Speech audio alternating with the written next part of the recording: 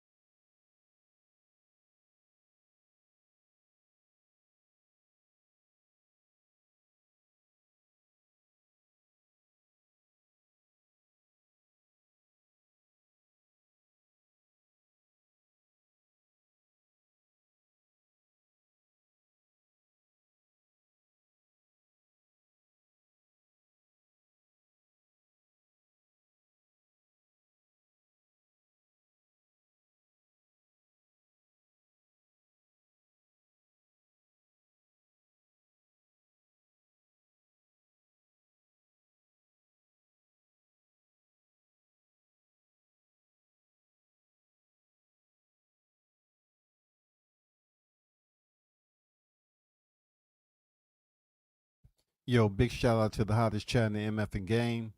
A side official. No negotiations needed, period.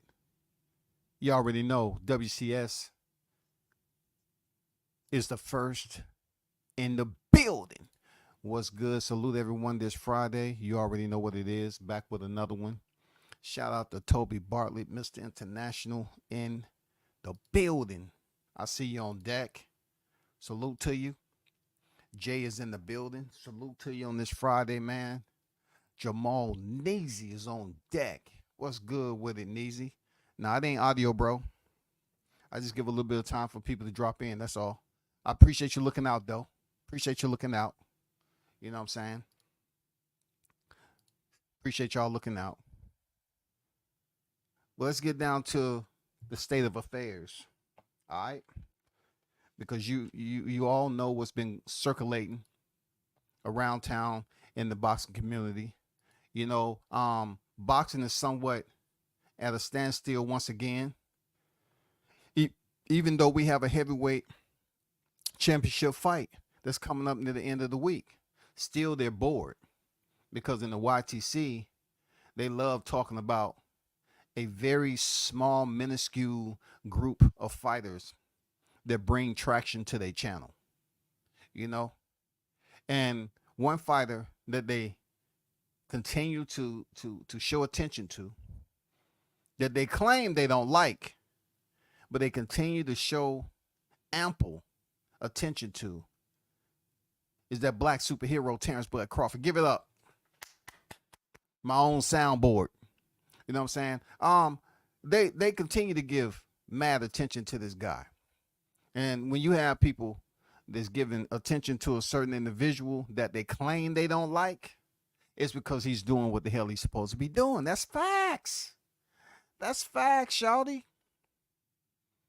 They don't want to admit to it, but it's facts. Heavy is the head who wears the crown.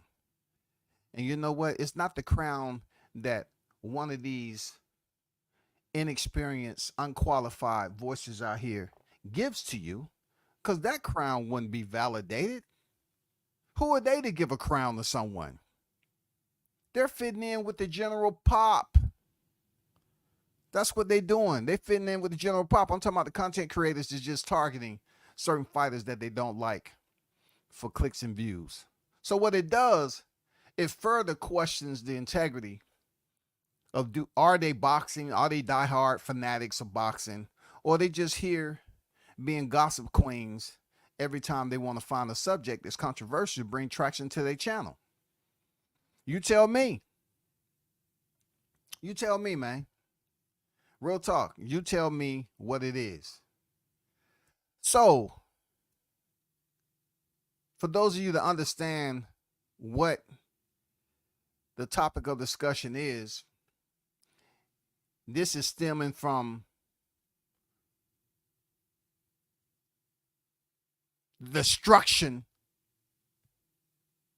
obliteration of when Crawford conquered the welterweight division. Boy, we remember that day. We remember that day. Because goddamn it, just because you don't see a band-aid on the outside don't mean they don't have shit going on in the inside. Scar tissue heals different. It heals different. I'm telling you, they still hurt. They was swagging back and forth, y'all. Whoa, by the water. Whoa, by the river. They was up there crying. They lost everything, and it's still on their mind. Still on their mother effing mind, y'all. They can't get it off their mind that what Crawford did last year, July 29th, 2023, is still on their mind, y'all. That's why they cannot stop talking about the pound for pound best, because they understand what haters mean. Having anger towards everyone reaching success. In this case, their anger has been evolving around their hate for this individual, because they feel he doesn't look the part, he doesn't talk the part, but he boxes the part. He boxes the part. See, these followers, they get together on the YTC and they say, you know what? If we all stick together, no, this ain't no black power shit. No, don't get it confused. This is individuals out here on the YTC that are saying, we all stick together, we can have our voices heard as one. If we target this individual that we don't like, if we push this agenda, we'll be good to go. If we push this type of agenda, we'll be good to go. We just need enough people to understand what needs to happen. And y'all remember, right, when I put this thumbnail up here several months, you know what I'm saying? 4th Division World Champion, newsflash, 2-time undisputed. Terrence Crawford, 2 windows of opportunity, 147, has an X through it because he white gloved the division already. Now it's 168. Oh, shit. That's where all the bitch assness comes back to the surface. That's where all these unqualified haters is finding a reason to speak out again. They have been in hibernation. They have been dormant. They have been in the closets pouting. Some of them had to flee because they lost everything. They had to go work in some goddamn septic tanks, some sanitation department, landfills. You know what I'm saying? They had to find their way again. They left their whole family behind. You know what I'm saying? If they come knocking on the door, just stall them out. I'll be back in about 8-10 months. baby, I got to go out here and do it.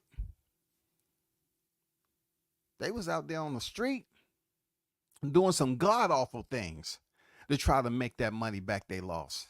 Not only that, they might have made the money back, but when it came down to their character, their integrity, and all the scar tissue that Terrence Crawford caused when he ripped their heart out their goddamn chest, their solar plexus had a gaping hole. That's what July 29, 2023 did. It fucked a lot of people up. They was, look, I just laughed. If I want a good maniacal, sinister laugh, I listened to the replays of July 29th. Oh yeah, I loved it. I loved those replays. I loved the way they was talking. Woo, boy, they've been waiting for the opportunity. It wasn't really anything to talk about within that year, huh? You know, they tried to throw the boot shit up there. That didn't fucking work. That didn't work. They was just trying their best. Hey, man, we need to recruit some voices. We need to recruit some people. We need to recruit some more people. You know what I'm saying? To say they'll fight Crawford. You know what I'm saying? We need to recruit some more. Sebastian Fundora, slipped up and said Crawford is the best. Oh, my God, he's Mexican. Why did Sebastian Fundora, how dare he be a Mexican and say Crawford is the best fighter in the world? Sebastian Fundora was coming from an organic, genuine place. Don't get it twisted. That wasn't fake. He came from a genuine place. He did. And then we all know about that other guy, that Honduran clout chasing ass. We're not gonna mention him today. We're not. It makes no sense because he's doing everything. He had plenty of time to do what?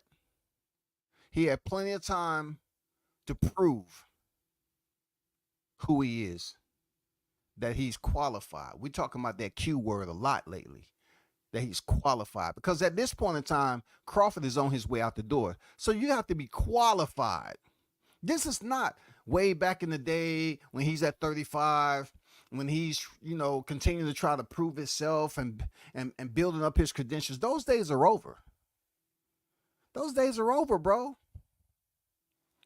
A fighter has to be qualified to fight a fighter like Terrence Crawford. And this is why I say that. We have a more recent situation that went down with old kids, the adolescent. Old kids, the adolescent, has did what so many have done. They finally got a response from Crawford. Look, Crawford, he enjoys enacting his freaking reply. You know what I'm saying? His freedom of speech to reply to these haters. He does that. So with that said, when he replies, he has just made the whole entire year of these unqualified individuals getting attention from him. Finally, if they say enough dumb shit, Candyman to jump out. And Crawford has made it known for quite some time that if you continue to be where you're supposed to be, talking that shit about him, he's going to pull up. You're not going to hear his footsteps or anything. You're not even going to hear him talking. But you might get a fingerprint on your forehead. You know what I'm saying? You might get a fingerprint on your forehead. Hey, dummy. Hey. Pull up. Just ask Jose Benavidez. You know what I'm saying? Just ask Jose Benavidez how was that pull-up game. You know what I'm saying? Just ask Teofimo Lopez how's that pull-up game. You know? Now we have, those are boxers, right? We would give them that qualification. They are professional boxers. They do align themselves with a license. They do have that documentation on deck. But check this out. Old kids, the adolescent, recently had a lot to say. And see, this is how feeble-minded the YTC gets. That's why I say there's no such thing as a YTBC, because when it comes down to it, it's not even all about boxing. It's all about Okay, how can I get someone to pay attention to me through controversy?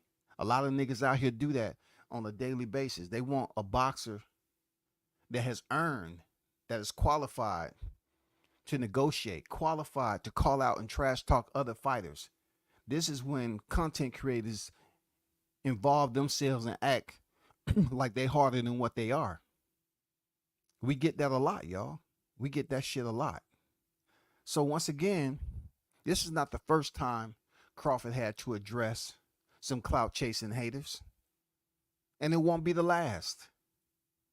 It won't be the last.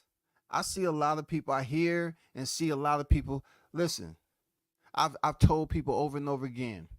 I've had so many people get personal with me when I was supporting Deontay Wilder heavy. And I still do, man. That's my guy. I told people that was the Muhammad Ali of my era for me. Right? You know how many people wouldn't even communicate? I never really considered them one of those deep friends that I can just hit up.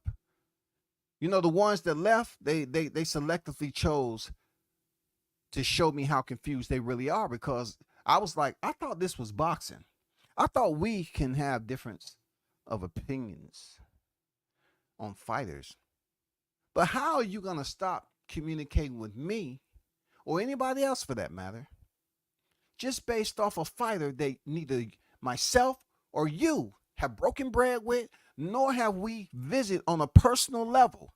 How in the hell can you sever ties in communication on this YTC? But I get it.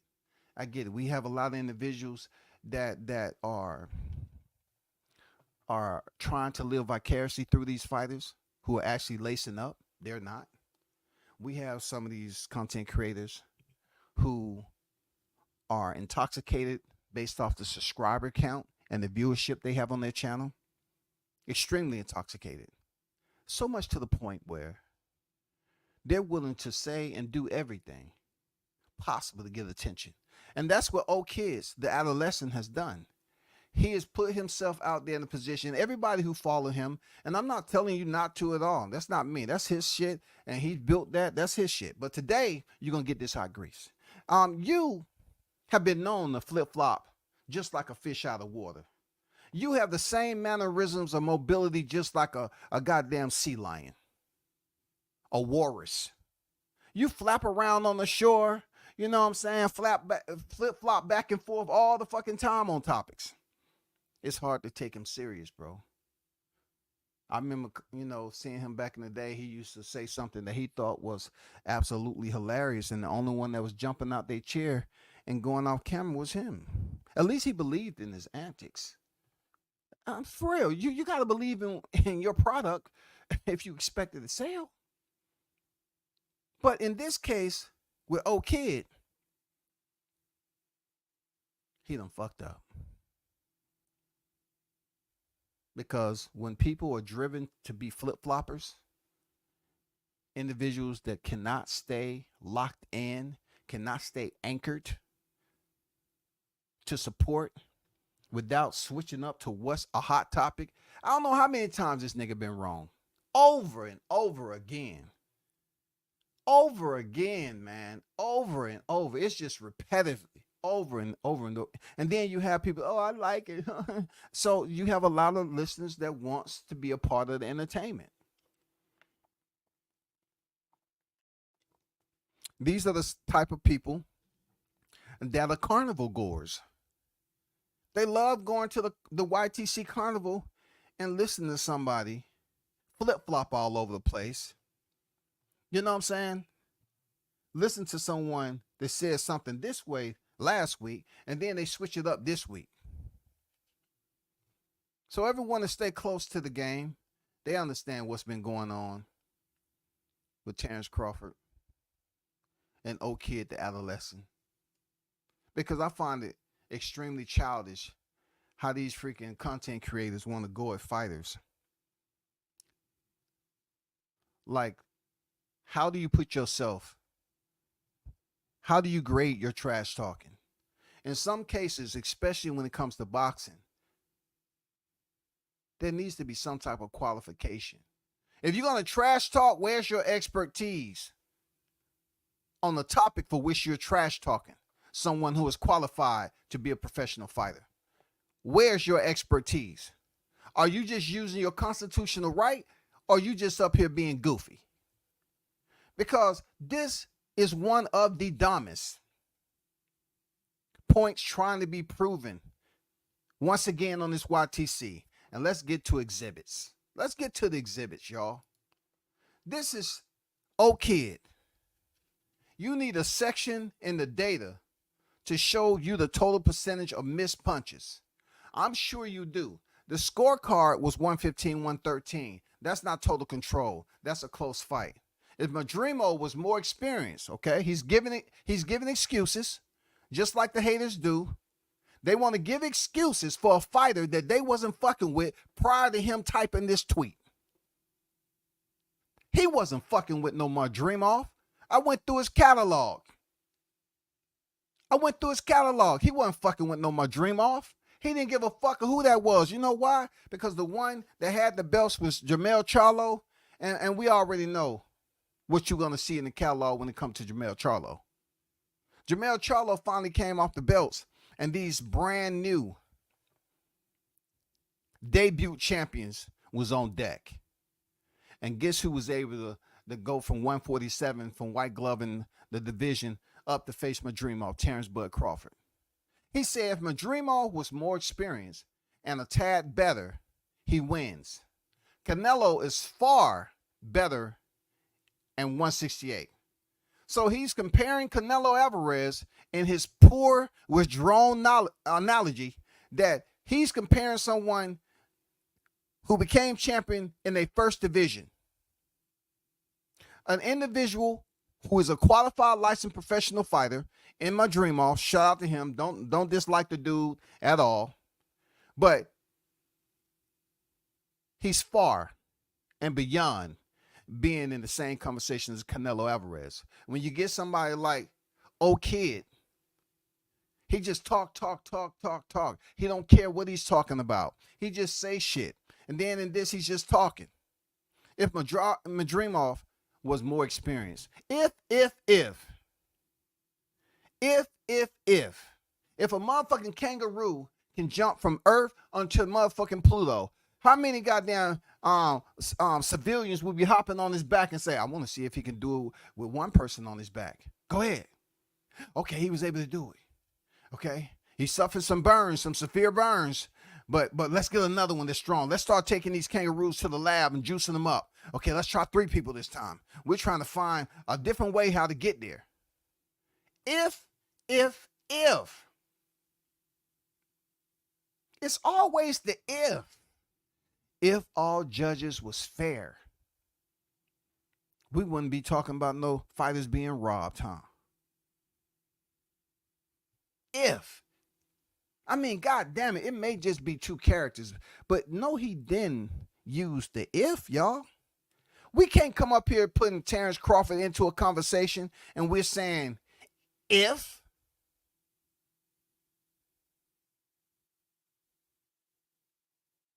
We don't want to hear that shit. If Madrimov was more experienced. Where were you when he was starting off in boxing? Where's your catalog that's saying you were supporting Madrimov when he started off boxing? Where were you? Because somebody has to start somewhere, right there, old kid. So if that's the case, there's showbiz. Where were you when Madrimov started boxing? And did you know he was going to be next in line to pick up this title at 154? Where were you? Why haven't we seen Madrimov since you want to support the non-black fighter? Because we see a lot of that on the YTC. Where were you when he was coming up the ladder and you somehow found out when everybody else did that Madrimov was going to be a champion in 154 now that Jermell Charlo is gone? Where were you? Why don't you put that if both ways? If Crawford was more respected for what his accomplishments are, maybe, just maybe, we wouldn't have situations like this there, showbiz. We wouldn't have you hating on a black fighter who is a 4-division champion just like Canelo. And you're desperately trying to convince the people that Crawford needs to qualify at 168 to fight Canelo. You full of shit. You sound dumb as hell. There's nowhere in hell you're going to convince the real ones that you are even qualified to speak on this. It takes more than a channel and a voice to push an agenda like this and act like a fighter that's equally qualified as Crawford to step in there with Canelo should listen to what you got to say to kind of process it a little different. Now that you say it, yeah, Crawford, no. Crawford is equally qualified. Madrimov shouldn't even be in the conversation in this tweet. You shouldn't even be talking about what's in Crawford's rearview mirror. He already fucked him up. You showed he wore the fight in the post presser. You've seen the damage that was done. Over. What about if Crawford was given a fight with Canelo? Your ifing ass wouldn't be on here saying dumb shit. What about if Crawford is provided the opportunity to fight Canelo Alvarez? We can see for ourselves, and there's no more guessing. No more ducking, no more talking, no more cherry picking, no more walking. The contract and the ink is dry, and all we're doing is waiting for that day to come. So fight week is on deck. We can see the goddamn open workout. We can see the presser, and we can see the goddamn weigh-in. And then come fight night. We don't have to goddamn guess about this shit no more. It said if Madrimov was more experienced and a tad better. A tad. Let me show you some shit.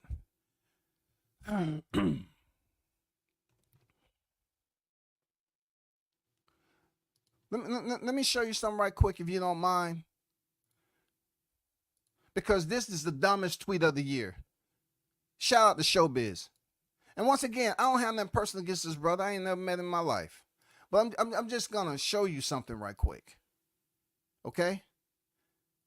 This guy said tad. Okay? Tad better. Tad. So the disrespect is there.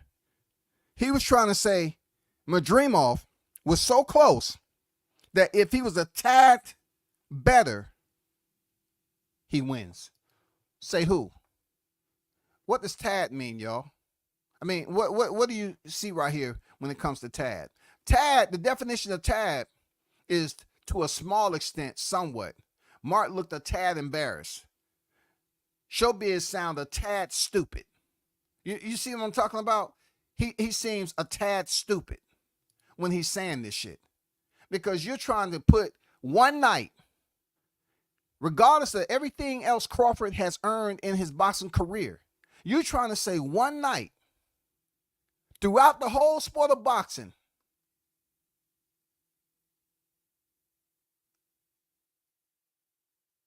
you want to give analytics on your opinion. And once again, if you provide analytics via your opinion, we understand that your opinion is not based off facts, homie. It's okay for you to provide your analytics on what you believe, but that shit is unsubstantiated, unproven, and it's not based off facts. Who are you? Seriously, how many fights have Showbiz covered? You are nowhere close in anybody's damn boxing Bible, to say your opinion. You're not Bert Sugar. You're just a kid saying dumb shit out here on the YTC. You're not Bert Sugar. You're not respected for your opinion because you're flip-flopping all day long, man. Canelo is far better at 168. Obviously, he's better than those competitors at 168. Why? Because he was the former unified undisputed champion. Of course, he was able to do what he was able to do. Kudos to Canelo. I'm not, no way, shape, or form hating. He was able to become undisputed. Kudos to him. Terrence Crawford said, shut your goofy ass up. He wasn't going to win shit. See, what did they say? What did they say? Okay. WCS would have gave this man all the credit in the world if he would have said this shit before Crawford fought. Before Crawford stepped into the square and beat Madrimov's ass and beat him up. If he would have had this then, my approach would be different. My response, my reaction would be different. But this nigga right here, he's saying in hindsight. He's looking back on the bullshit with hate, drooling all down from his mouth, salivating, because he's always been a Crawford hater. Them motherfuckers be gritting, they be gritting their teeth so much. Them motherfuckers, when have you ever seen motherfuckers in their 30s and 40s get dimples? These hating ass niggas be hating Crawford so much, they be gritting their teeth and squinching their face. They be getting dimples at 30 and 40. They family members like, oh, I never knew you had dimples. Yeah, God, that motherfucking Bud. Oh, God damn it, I hate his ass. Oh, God. They be over there pouting and shit. Hey, calm down. The holidays are coming up. Calm down, man. Who is this guy you talking about? Did he break in your car? Did he owe you money? Did he steal from you? Did he take your girl? Did he knock your motherfucking mic out your hand? What did he do? He didn't do none of that. I just don't like him. Last year, he did some shit last year. I despise this guy. I swear on God, on my dead puppy. On my dead puppy, goddammit. I hate this motherfucker. These cats be going all the way to the doorstep. They can't go all the way in because they know if they walk into a room with Bud Crawford and they're going to get their ass whooped. They can't go all the way in. They just go to the motherfucking porch and then they sit up there huffing and puffing and talking all that shit. And when that door come ajar, they gone. They gone. Oh, shit. I ain't mean that shit, Bud. Them motherfuckers be buying tickets to the fight, talking about, I'm on deck, I'm at the fight. And they seat be 130. Seat 130? Row Y. They don't want to be nowhere in the proximity of where Teofimo was on the floor. They don't want to be accessible to Bud. They know how he hunts. They know how methodical this nigga is. They know. Let's go to the next text.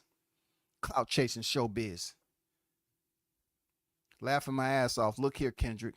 I ain't Drizzy. Let me stop there. Okay. This is absolutely showing you point blank period when clout chasing goes wrong. Because we clearly understand that you here entertaining whoever wants to listen to you. So you can't be Drizzy. And I know you're just having light fun with whatever you believe is going on with Kendrick and Drizzy. Because Kendrick lately, I've heard his name a lot. I've heard people talk about what the UFC did. It's okay. But Kendrick's winning right now. So you prove my point. Kendrick's winning. Even if Bud is being characterized, he's winning. Just like Bud Crawford's winning. He said, win a fight at 168 convincingly. Okay, who is he to dictate a fighter that has made all the sacrifices from the debut of his first professional fight to now? This is just gibberish. This is just shit talking at the end of the day. But the shit talking is enough for somebody like myself and Bud, to respond to. He's saying to Bud, win a fight at 168 convincingly, and we'll all be demanding Canelo fight. First of all, you can shut the fuck up trying to talk for me. You can shut your hating ass up trying to talk for us. Nobody said that you was the overseer. You was the speaker of the motherfucking house. You're not speaking to all these boxing fans, homie. You need to know when to fall all the way back. You're not speaking for all.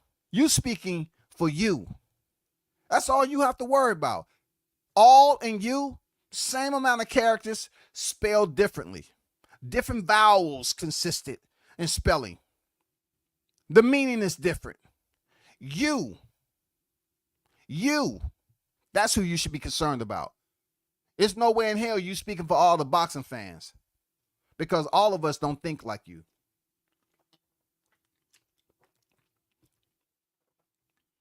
And I got a little bit of receipts that we're going to talk about this 168. Because this nigga, obviously, he's extremely garrulous, right? When he takes to the mic. And he's very, very happy to get this attention from Crawford, to the point where he's not even thinking this out before he transmitted to the public. Crawford responds, say, win my sack out your mouth convincingly, and I'll demand you get a different profession. All right? This is Crawford. Obviously, he's not in a good mood. But let me break down the stupidity of Showbiz the Adult and why, though he gets traction with viewers, I don't care nothing about that. I'm not here to tell people either way. That's his shit. He built that motherfucker. I'm not talking about his channel. He run it the way he fucking run it, bro. This is boxing talk to me. If he's out here saying some idiotic, dumbass shit that's public, I'm just gonna speak on it. That's all. So let me fresh this nigga that kept on saying win a fight at 168 convincingly. You're not qualified to speak on enforcing any type of what you must do because you're not at the table, you're not in-house, you're not getting a phone call from Eddie Hearn to help with anything. You're not getting a phone call from Bob Arum, Al Heyman. Oscar De La Hoya is not hitting you up to ask your advice on a fight. And definitely Turkey Al Sheik don't have you nowhere in his contacts. I could see if you and Turkey Al Sheik had an interview together and he showed up to your channel, then you got some bragging rights. You know what I'm saying? WCS will have to process and do the site survey and the reconnaissance. And I really evaluate should I close with and destroy. You feel me? But let's get some receipts on this dumbass shit that Showbiz is talking about. Win a fight at 168. I hear a lot of you niggas out here talking about what Crawford must win. What must you do? First and foremost, if you're telling the people that Crawford needs to do this, that, and the other, where are you qualified and when were you qualified to speak on enforcing any type of demand on a fighter who's lacing up the fucking gloves? Let's get down to it. This is Canelo's record. And if you look at evidence 1 through 5,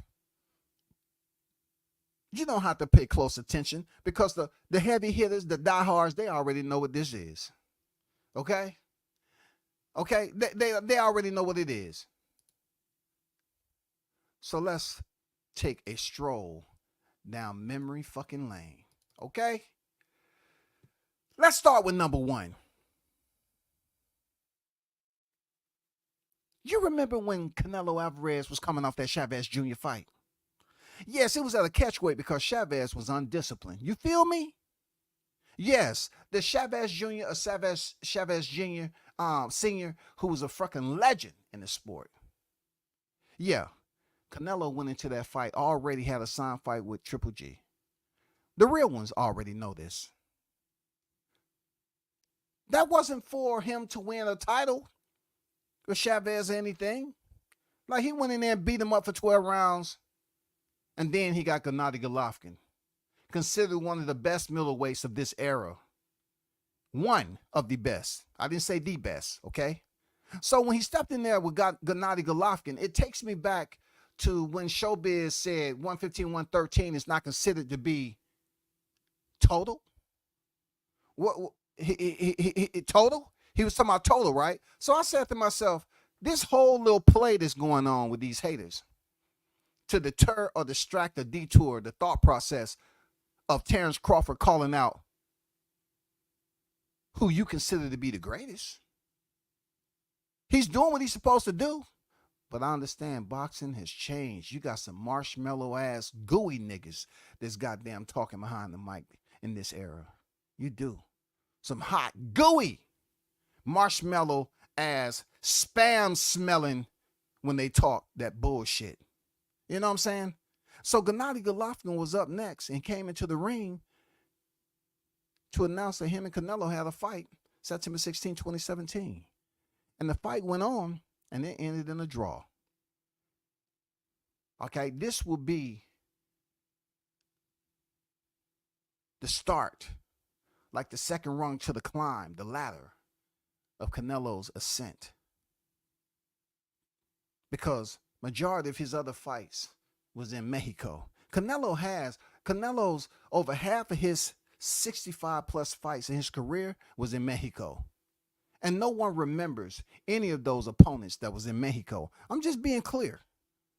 You know, unless you go to the most recent fights he had in his. Them motherfucking past fights, nobody's talking about that. Anyway, he steps in there with Gennady Golovkin and earns a draw there, Showbiz. When you know, 113, 115, 114, 114. He definitely didn't totally dominate Gennady. That's when he was stepping up to 160, huh? Right? So we can say that he fought Chavez Jr. to catch weight to kind of prepare him to fight Gennady Golovkin, even though Chavez Jr., he has his accolades, but Gennady Golovkin, we know who he was at that point in time. We know. He was one of those mainstays at 160 that was afraid to go anywhere. No, Abel. I'm going to stay right here. I'm comfortable.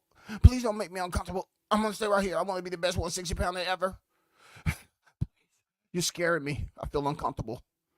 Please. Security? Abel's, you know, he's been a little aggressive today. Gennady Golovkin didn't want to go nowhere. So when Canelo Alvarez got that draw, they planned the second fight for next September. Yeah, we all know what happens in September. I don't have to go through the whole process. So evidence number 2, they was back at the T-Mobile Arena. Y'all remember? That was changed boxing forever last year, July 29th. The T-Mobile massacre. But this wasn't happening. No, don't get it twisted. There wasn't no massacre with Gennady Golovkin and Canelo Alvarez too. Nor was it a massacre number 1. I'm just putting that out there. So he fights Gennady Golovkin at 160. And this is a championship fight for him to insert himself with Gennady belts into the 160-pound division. So as you look at the arrows of concern, Glenn Feldman in 114. But if you look at, this is evidence number 2. If you look at the first red arrow, Dave Moretti's 115-113. Canelo Alvarez won that fight majority decision. Through the lens of the spectators, they were split on who won. They was divided.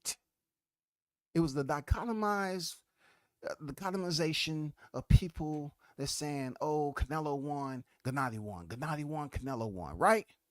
But to your argument that Showbiz, 115-113 wasn't total. Isn't that what you said? It wasn't total? Isn't that what he said, y'all? Is that not what he said? Let me read that again. You need a section and data to show you're the total percentage of missed punches. I'm sure you do. The scorecard was 115-113. That's not total control. So once again, I told you that these individuals talk a lot, but they're not qualified to speak on it. They're just rambling. They just want attention.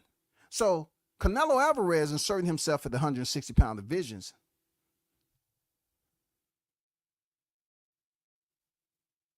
What did I just tell you? Per Showbiz the adult. That wasn't total control. Right? That wasn't total control. Evidence number 2 says that Gennady Golovkin, Canelo 2, Canelo, that wasn't total control. He didn't dominate Gennady Golovkin. But per Boxrec, Canelo Alvarez won. Going to evidence number 3. Now, pay attention. I need for you to understand something, because he's up here trying to enforce that you need to beat somebody convincingly. Once again, the rhetoric. Look here, Kendrick. I ain't Drizzy. Win a fight at 168 convincingly. We're talking about total control, right? That's what we're talking about, people, right? So he moved up.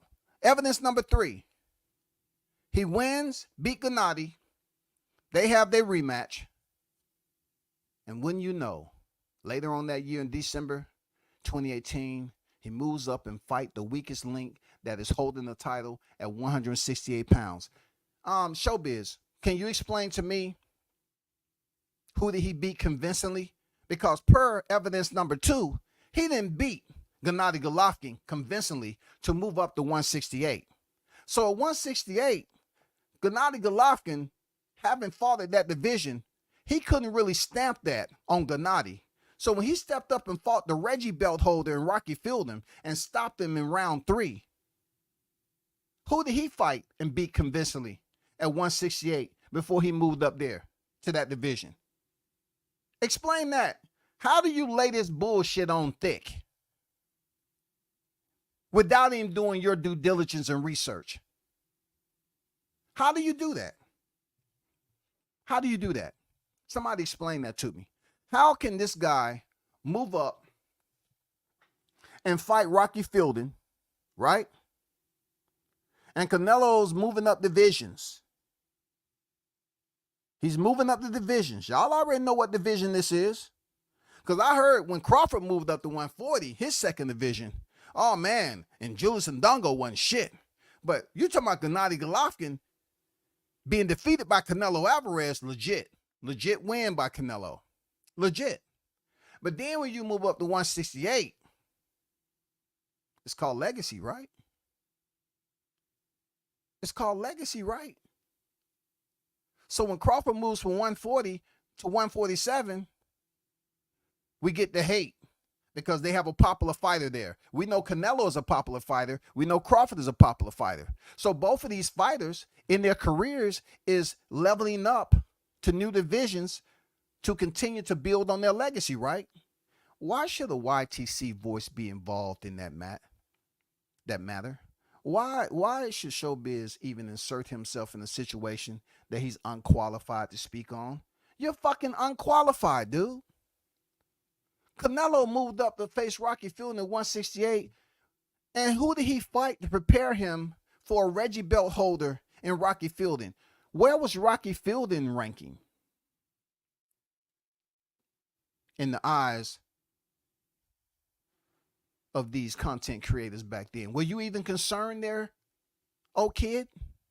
Were you even concerned about Rocky Fielding? Hell to the L, no. You wasn't fucking concerned about no Rocky Fielding. He wanted to then stop this man with a body shot in round 3. This where it gets interesting when Showbiz says convincingly. He's trying to say total control is not 115, the 113. But as I showed you, that was 2 fights back to back where Canelo wasn't in total control of Triple G. So let's go to Rocky Fielding. He wins his first Reggie belt title, y'all. He wins a Reggie title in 168. Now he drops back down to 160, where he's the champion, and he fights Danny Jacobs. He fights Danny Jacobs, y'all. This kind of take me back to Mikey Garcia. When they was up here, you know, saying Mikey Garcia went the distance with Errol Spence. And I was telling them, hey, he moved up to the division. No, he didn't. He beat goddamn Sergey. He beat Sergey Lipinets. That was one division. No, he dropped down and fought at 135 and then moved back up to 47. So Canelo Alvarez drops back down to 160 and fights Danny Jacobs. Yes, Danny Jacobs, 35-2 at the time, and Canelo. Hold up. Hey, quartet, y'all hold up. Trombones, trumpets, okay, saxophone. Hold on, I just want nothing but the drums. Okay? Hold up, y'all. He drops down to 160 and fight Danny Jacobs. And wouldn't you know, Dave Moretti scored the fight 115, 113, 115, 113. Was that total control? Their Showbiz. To your argument, no. But Canelo did win, right?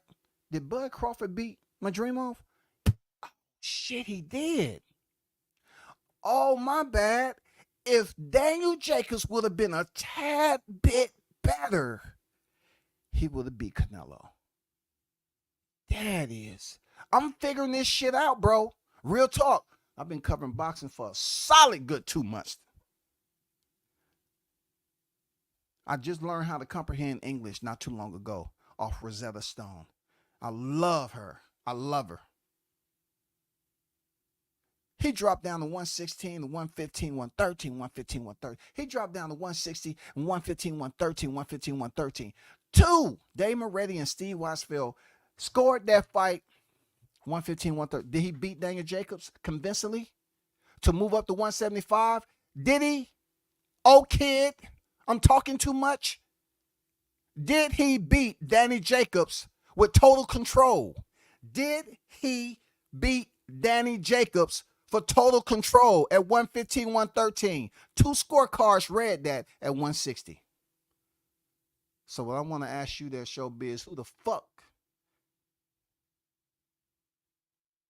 told you some bullshit that you was fucking qualified to speak on Terrence Crawford's qualifications and what he should do moving up to 168? Y'all need to get off your knees and remove the knee pads. Put some chapstick on your lips, because I know that shit has made them dry and chapped. You know what I'm saying? When you have cream on your motherfucking lips, from what I've heard, for too long in a heated environment, it can do some damage. You know what I'm saying? It can do some damage to you, especially if you're down there performing too long. You know what I'm saying? Some of you are hydrating off the coconut water of Canelo's Mexican testicles. And this is a perfect example of the haters coming out to play when Danny Jacobs, in argument and evidence number 4, cuatro in Spanish, he did not have total control when he beat Danny Jacobs. He won a unanimous decision. So how in the fuck was he qualified to say Crawford should beat somebody convincingly when Canelo Alvarez didn't beat Danny Jacobs with total control? But yet he still moved up and fought Sergey Kovalev 2 divisions up. Who did he beat? Why were you on here jumping up and down? Hey. You know, I'm going to tell you this. Get my team together. I'm going to make some edits, please. You know what I'm saying? I want y'all to make some good edits, put some goddamn background music. I'm about to say some dumb shit. I want you to dress it up, clip it, cut it, you know, rub it down, goddamn. That's what I want you to do. Terrence Crawford, he's different. When Canelo came off the victory of Gennady Golovkin, and then he went in there and dominated Rocky Fielding, he had credits at 168 to move up 1 division to beat Sergey Kovalev. See, what WCS is talking about doesn't matter because he'd already beat Rocky Fielding at 168. That qualified him to move up to 175. No, it don't. No, it don't. Rocky Fielding was at 168. So we're talking about Crawford requesting the move up and break up Canelo's freaking legacy, destroy the Mexican fan base, and it's 2 divisions up. Well, the same thing goes for him and Danny Jacobs. He fought Danny Jacobs, who's at 160, prior to moving up to fighting Sergey Kovalev at 175. So with that said, he didn't fight anybody to qualify him to fight Sergey Kovalev. He beat nobody at 175 to qualify him to go out there and beat Sergey Kovalev. Who did he fight to qualify? Why didn't Canelo Alvarez get this stamp of demands placed upon him? Why? Where were y'all then? Were y'all too far up his anal cavity that it was too dark and you couldn't see? And you was busy trying to turn up the damn flashlight on your mobile phones? Hold up. Oh, goddamn. That nigga been eating some hell of a tacos and goddamn spicy too. Let me get there and get my flashlight. Oh, shit. Damn. Oh, what's that up there? Oh, that must be his mouth. Let me try to squiggle my way all the way up there and come out through his goddamn tonsils. Evidence number 4 tells me and the public that him and Danny Jacobs fought at middleweight. Evidence number 5 tells us that Canelo Alvarez did not beat Danny Jacobs with total control, nor did he fight anyone at 175 to qualify him to step up to that light heavyweight division. So when y'all bitch ass haters out here talking about what Crawford should do, y'all pick and choose who y'all want to go in on. You want to look for soft touches. You want to look and join the crowd of sheep. You feel they're comfortable enough because Crawford got a lot of haters out here for you all to join in with the sheep mentality and say, hey man, I'm gonna start pushing that agenda too. You don't mind? I'm gonna use some of your content. You don't mind? emoji, laughing them. No, you're looking stupid, sounding stupid, and you smell like shit. Because the shit you motherfucking talking don't make no sense. Who did Danny Jacobs? Who did he fight prior to Canelo Alvarez moving up for his first fight at 175?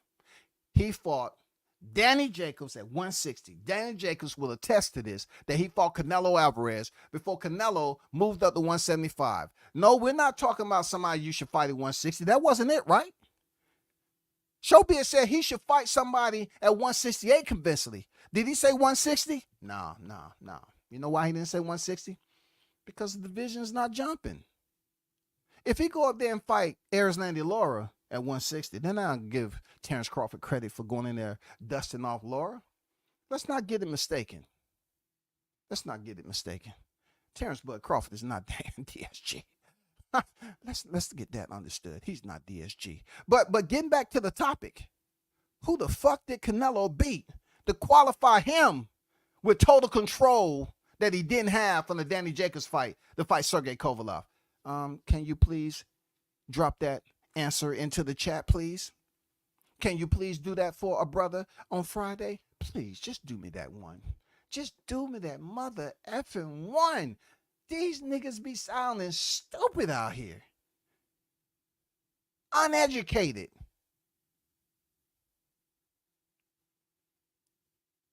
Intellectually challenged when it comes to boxing. They just be out here just talking. Total control. I've just given you 3 mother effing fights with 113, 115 that Canelo had when that is considered some of his bigger fights. Gennady Golovkin twice. 115, 113 was scored on the scorecards. Daniel Jacobs. 115, 113 twice. And not total control. Even Sergey Kovalev before the stoppage in the 11th round. Don Trella had it 95-95, baby. Dave Moretti had it 96-94. Is that total control there, Showbiz? Julie Leatherman had it 96-94. Is that total control? Or are you going to bitch up and say, well, he stopped him. He stopped in the 11th round. But it was a close fight. It wasn't total control, as you say, when you place these demands on Crawford. If you want to say 115, 113 isn't total control on a fighter who just became champion, you don't know a motherfucking thing about boxing. And a little bit that you do have, it's easy for you to speak on it because you can push that bogus ass narrative off to these casual boxing fans. But I'll sit back and listen to what the fuck you talking about. And then I'll do a reaction. And you're trying to sit up here and talk that bullshit to Crawford about total control when you don't even have total control in pushing your narrative, bro. You just got a lot of people that look at you be a clown and jump all around and shit. And then you up here trying to act and tough and talk all tough to Crawford, who's actually lacing up. Intimidation? Nigga, you talking shit. What the fuck wrong with y'all niggas? You talking shit to a professional fighter. But yet, when they respond, that intimidation, y'all. What the fuck? Intimidation? That's crazy. Why all of a sudden, if these cats, the content creators, can talk about another fighter, when the fighter respond, then they call it intimidation. But y'all see where I'm at with this evidence number 5 with Sergey Kovalev. Canelo fought no one to so-called qualify him to move up to 175. He fought no one. Was Danny Jacobs at 175 yet? Did he move down from 168? I'm just trying to say, was there any type of documentation that we missed in between time of him fighting Rocky Fielding and then moving to his next fight to fight Daniel Jacobs in a fight that was very close and not total control to moving up to fight Sergey Kovalev? So your whole narrative is in the trash can like it always is. How you be flip-flopping and shit. That whole narrative with the way and what you're saying about Crawford makes no sense. It's just showing that you're a bona fide, legitimate, certified official hater. You're a clout-chasing hater. That's why. That's all. Let me go to this next thumbnail right here. Check this out, y'all. He said, hey, yo, pause, fam. This who employs me. The intimidation approach is laughable. You want the people to demand Crawford versus Canelo and support your vision. Win in 68. This is just someone who has a voice that's saying some bullshit. It's a lot of bullshit that gets spoken on out here on this YTC. A lot.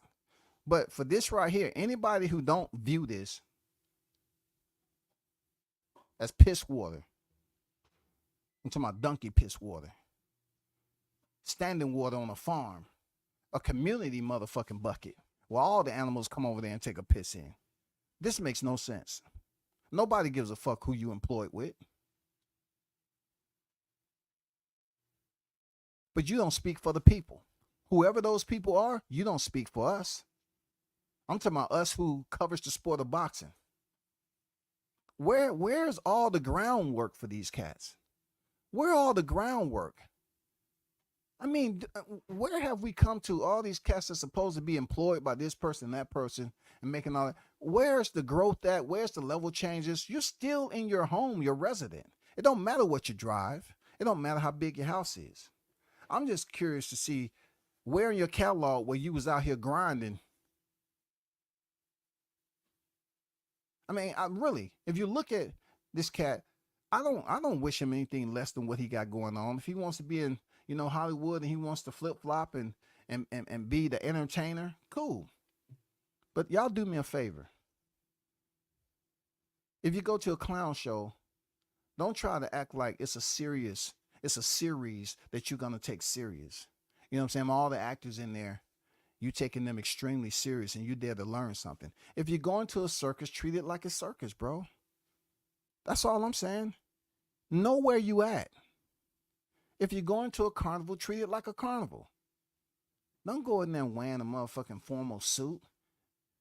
Don't go in there and get dressed up and get clean until you wear your best attire to go to a carnival knowing that it's going to be dirty. You have community rides out there. People eating freaking cotton candy, motherfucking snow cones and shit, slushies, ice creams, dripping shit everywhere. And you walking up in that bitch like you going to a formal gala. Don't treat this shit like this is bullshit, yo. He said you want the people to demand Crawford win at 68. Says who? You have absolutely no presence. You're not signing no checks. You're not the matchmaker. You're not a manager who has all these top name fighters. None of that. It doesn't matter how many people hit the like button or how many viewers you got. You don't speak for the people. When it comes to the boxing, you want the people to demand Crawford? Man, it's hilarious. That's laughable. Real talk. That shit right there, reading that is laughable. You want the people to demand Crawford Canelo. No, you're the one out here that's not even given a chance to be supported. You out here being the ultimate hater. You're basically using your platform to sell out like always. That's point blank. That's what it is with you, bro. Nothing personal. You're using your platform to sell out as usual. You're very, very predictable. You're saying Canelo and support the vision. The people demand Crawford versus Canelo and support your vision. How do you know it's a vision? When did you jump on this topic? How do you know this is a vision? If someone has already proven that they're the best in the game, how is it a vision just because you say so? And then when Crawford responds, they say, who I look like having to prove anything to you? You'll see, weirdo. Well, that's clear as it get right there. He doesn't have anything to prove to you or any one of these haters that run smear campaigns on him. And look, y'all give this fire. Y'all give this motherfucking fire. Y'all give him this energy. They act like he's really doing something. I've heard motherfuckers talk about this shit. And they want to say, oh man, Showbiz was roasting Crawford. Oh man, he was doing this. I'm like, man, I can't believe we got such old kids out there in this motherfucker. This is easy. This is just a person that's out here glad to damn ruffle the feathers of Crawford so he can fly and perch, on X to give him a little attention, get people talking on a Friday. Kudos to you, bro. Kudos to him being able to get the reply.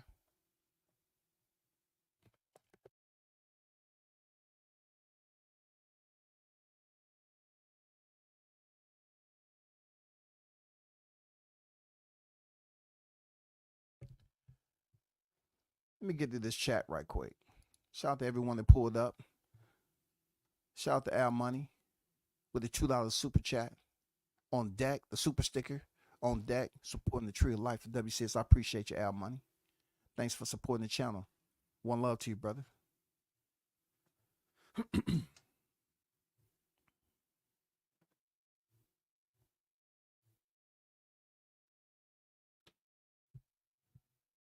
Shout out to everybody on the chat. I definitely can't go through everybody's freaking comment. Appreciate the super sticker, Al Money, supporting the channel.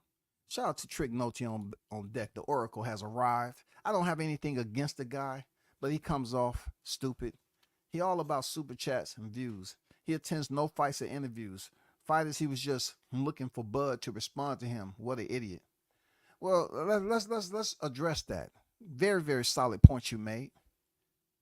And when it comes down to the facts, once again, I'm not going to speak on someone's money.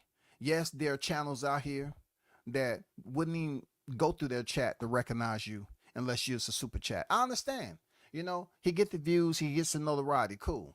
That doesn't separate me and him from me putting him in the hot grease and going behind him and saying, you know what, if you really read his freaking his tweet with Crawford, it's straight up pure stupidity.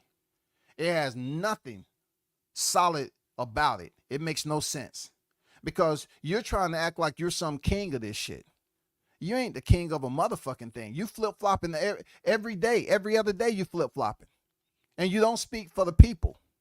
No one nominated, nor did we vote you in to speak for the general public on the YTC. That's a fact. That's a motherfucking fact.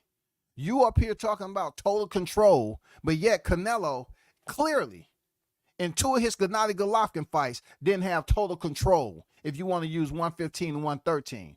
And how stupid can you be to take Israel Madrimov and try to say if this, if that? When are you going to the gym? When did you go to an open workout? Did you even attend the fight? That shit make no sense how people want to be low-key haters, antagonists. They want to get belligerent with a fighter as if they know what the fuck they talking about. They know they talking shit. But if Bud responds to them, they feel warm inside, y'all. They say, oh, thank you. God, man, I feel so good. Bud responded to me. I was talking mad shit about him. He responded. Yeah, I got his attention. Yeah, they'll be up there bragging and doing a whole week full of lives based off these tweets. But one thing about what I'm saying, it makes all the sense in the world.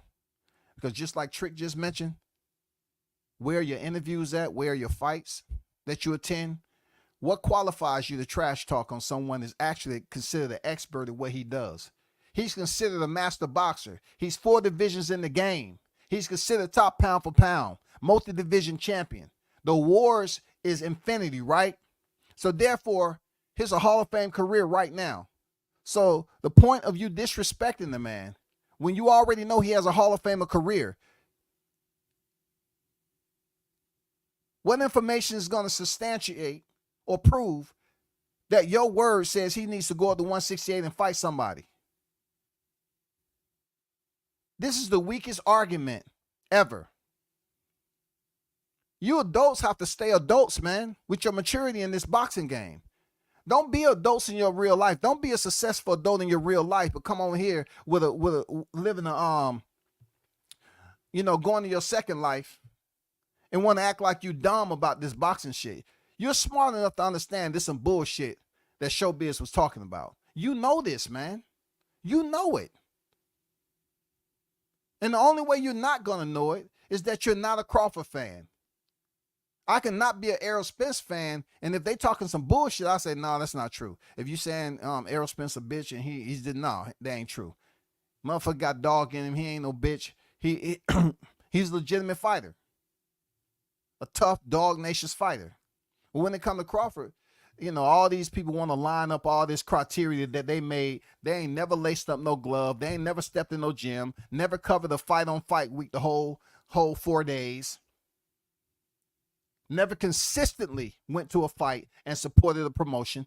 But they'll get on here, and just because they can have a tag floating across their screen, they say, oh, I made it. You think you're the only one that has a promoter, supporting you? I was one of the first ones back in the day when I ain't have hardly no subscribers. They was down seeking out a nigga from the UK.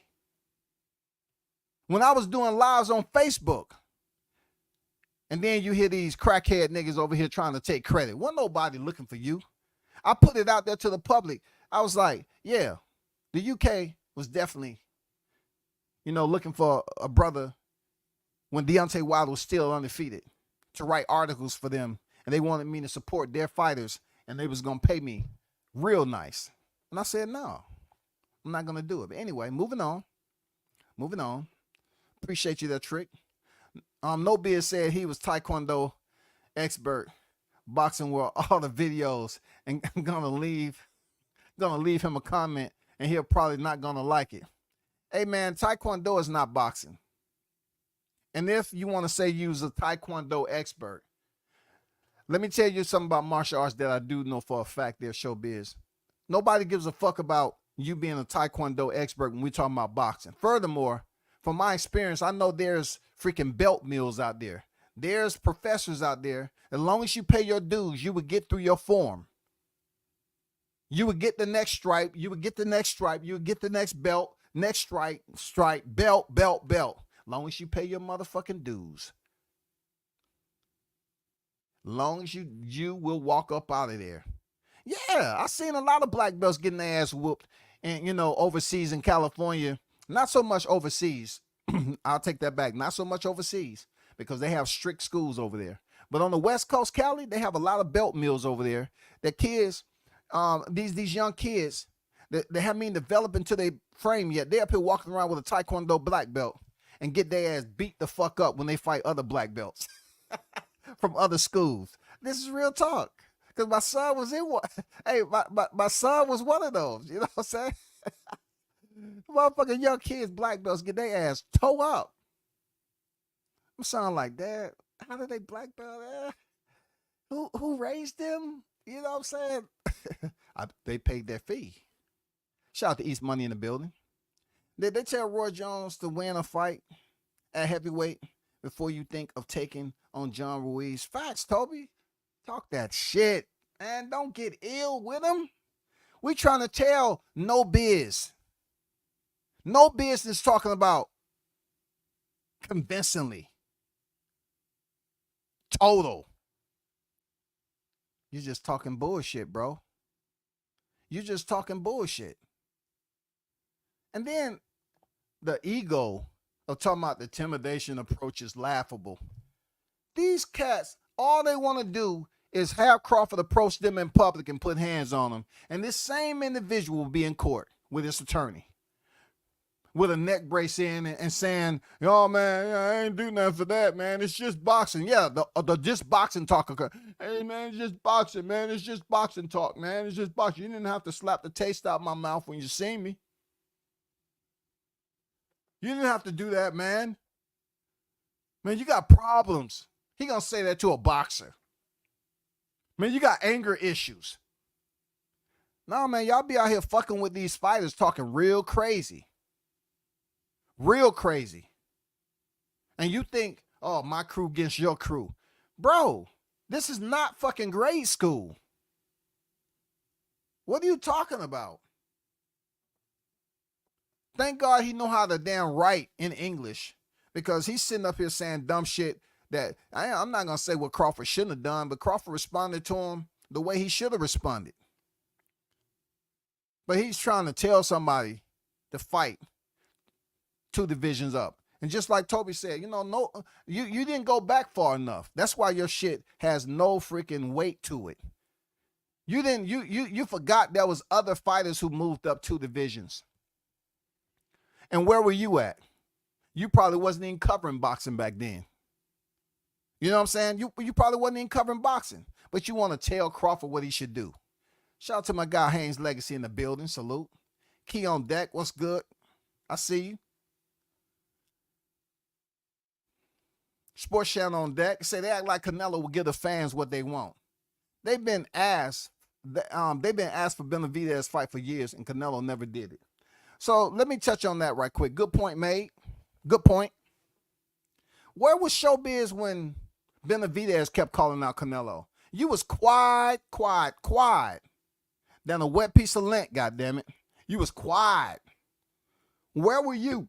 Excuse me. Where were you when Benavidez continued to call out Canelo and Canelo did not want to fight him? And he came up with this astronomical price tag to fight Benavidez. Where were you then? Why didn't you zoom in and focus on Benavidez rather than take this time to go after a black fighter? See, that's a trend that goes on the YTC. These hating ass niggas always want to zoom in on their own kind just because they find it easy. They went years and years when it was Errol Spence and Crawford. Now, Crawford has Turkey Al-Sheikh behind him, and they saying, oh shit, how do we do it? Oh, we get together and talk some bullshit on what he should have did.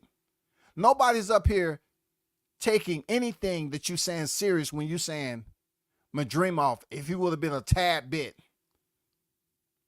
The dumbest shit I heard this year, last year, 22, 21, let's go into pandemic. You said the dumbest shit that I've heard since the fucking pandemic, dog.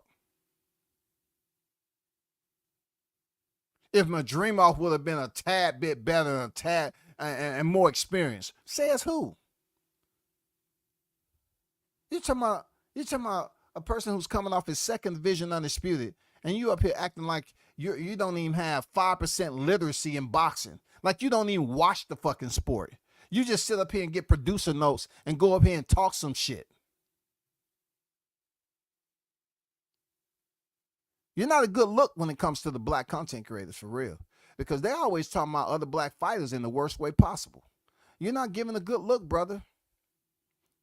You're making us seem like we definitely not paying attention to what's going on in the sport. Seriously. That's some dumb shit you talking. Take a look at this shit, y'all. Win a fight at 168 convincingly. But clearly, if you want to talk about convincingly, per the 115, 113 that he was talking about, clearly you can see argument 1 and 2, evidence 1 and 2. And then also you can see evidence number 4, which is Daniel Jacobs, 115, 113 twice. You can clearly see that shit. So being that he didn't have total control coming off Daniel Jacobs, who the fuck qualified him to step up to 175 and face Sergey? And then where were you when he fought Dmitry Bivol? Where? Who told him to fight? Who prepared him to fight Dmitry Bivol? Caleb Plant? Did Caleb Plant, who's been at 168 for a minute, a good long minute, did Caleb Plant, did Billy Joe Saunders, did Yildirim, did Callum Smith all qualify Canelo to step up there and face Dmitry Bivol and get that ass whooping? Why you didn't do a tweet on Canelo Alvarez when he was moving up there to face Bivol? Oh, because he had already moved up there and faced Sergey Kovalev. I get it. I get it. And also, you had just, rehydrated yourself from that nutsack coconut milk margarita that you love. You know what I'm saying? With the sugar on the rim. That's what I see a lot that's going on with these Canelo fans. You know what I'm saying? They up here giving this social media fellatio, and they stand down there just a little bit too long. They ain't coming up for air. And you want to talk about expert? You want to talk about giving expert analysis? Give expert analysis on why you're in the crouching Canelo position.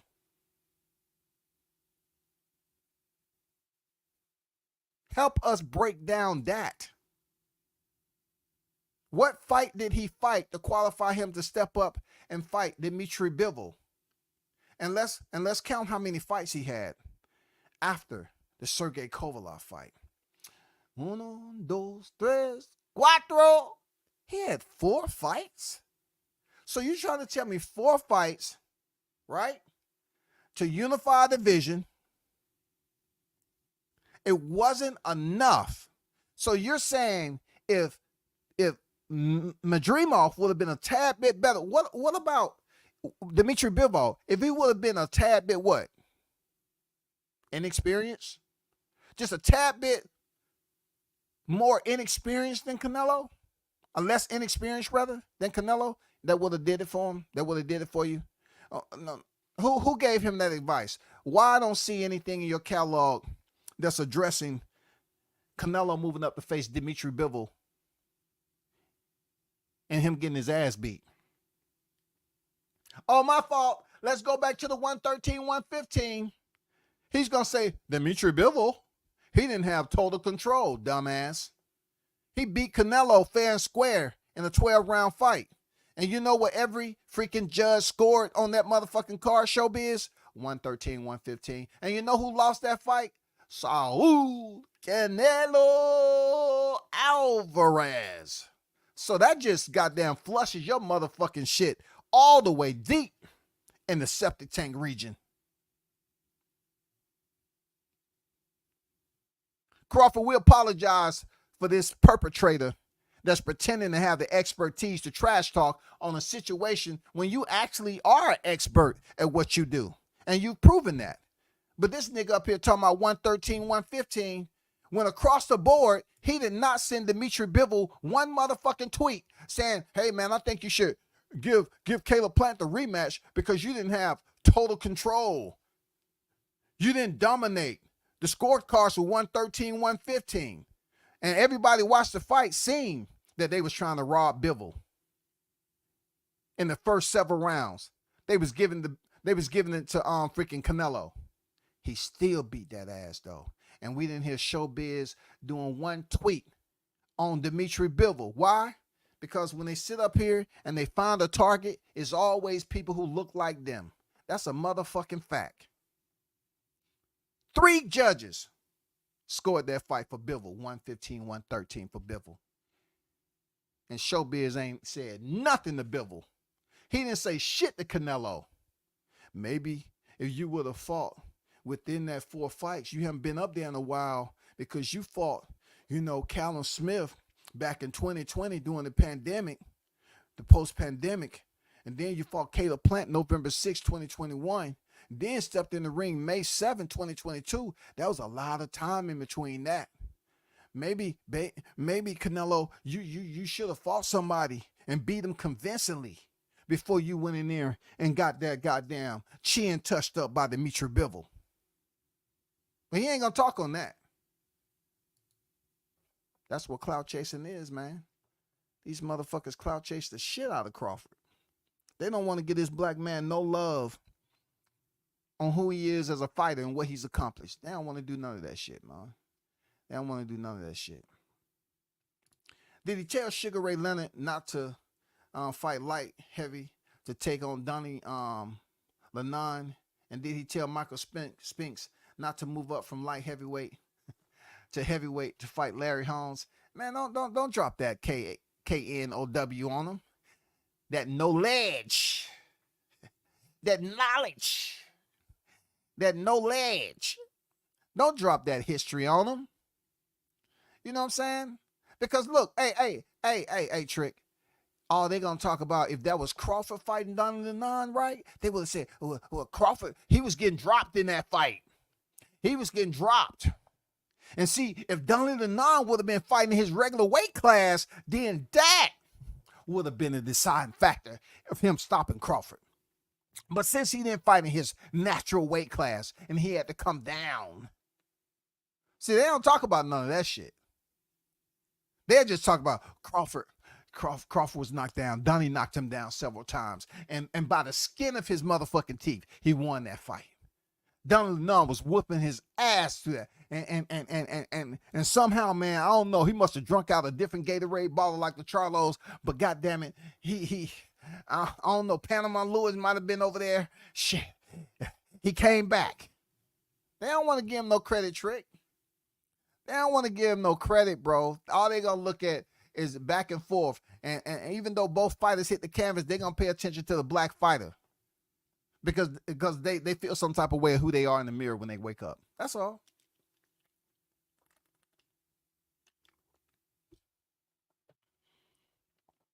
But great point, man. Great point.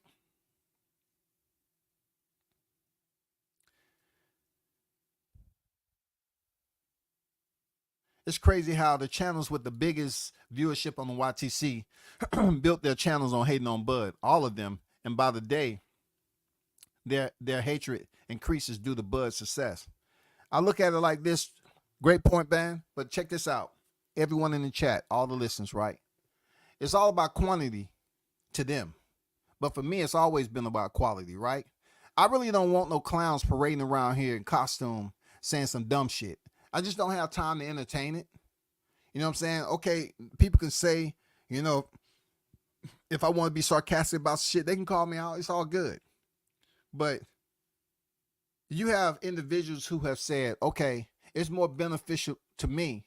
Fuck having a relationship with one of the greatest fighters of this era. I'm going to shit on him because there's another great fighter that he's now in competition with. Now he's at a level where he has the same amount of divisions as Canelo. He's accomplished something Canelo hasn't accomplished. You know what I'm saying? How do you separate them? They both on the pound for pound list for so long. How do you sit up here and bring up a fight in its debut? Shouldn't y'all stay with the same narrative? He's too small in the ass? Or y'all was saying, okay, yeah, he's too small. Madrimov, he's very athletic. And then Madrimov, due to the small guy, came in there and fought a totally different style than we used to seeing him fight. What happened to all that athleticism against Crawford? Crawford's a small dude, right? But Faint Master Marv came in there.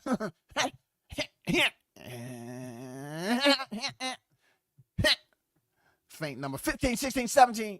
That nigga came in there fainting his motherfucking ass off, dog. Set it off on the left. Set it off on the left. Set it off. Set it off. That motherfucker was in there dancing. Ray Leonard to go from 147 to 160 for Hagler after the long layoff. No doubt, man. Talk that shit, man. They don't understand.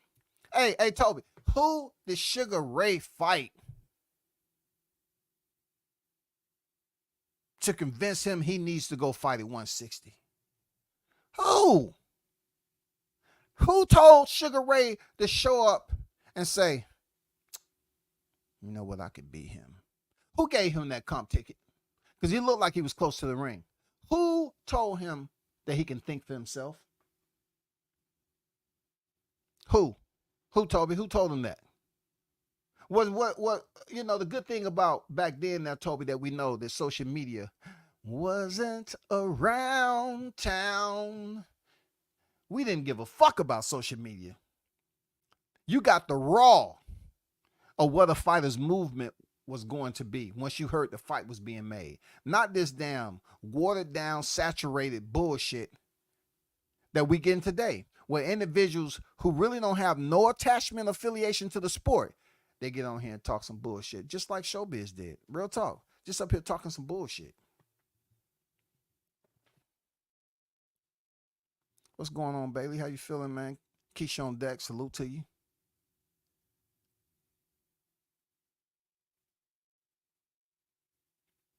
The creator's biggest fear is Bud defeating Canelo, because what can they say after that? That's why they don't want this fight. A victory over Canelo would be their death. And check this out, man. Also, and this to everyone, you see how Canelo turned down a Benavidez fight over and over and over again, to the point where Benavidez moved up to 175.